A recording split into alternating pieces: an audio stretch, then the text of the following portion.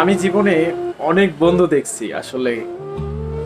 জীবনে অনেক বন্ধু দেখছি, অনেক বন্ধু বান্ধব।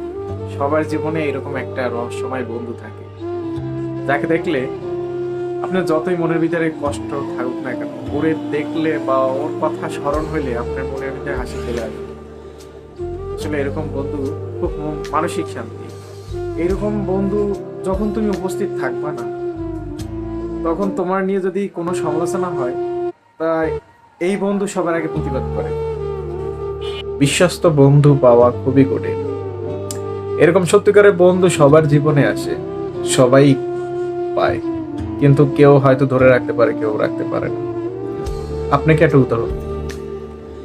আপনি জীবনে অনেক ভালো একটা বন্ধু পাবেন বা পেয়েছেন, কিন্তু সেই বন্ধুকে যদি আপনি সম্মান করেন, সেও আপনাকে অনেক সম্মান করে। বা আপনি খুব বিপদ ভাবে আছেন, কিন্তু সে আসবে, আইসা আপনার ঘাড়ে হাত রাখবে আর বলবে, তুই এত কিসের টেনশন করছিস, আমি আছি তো।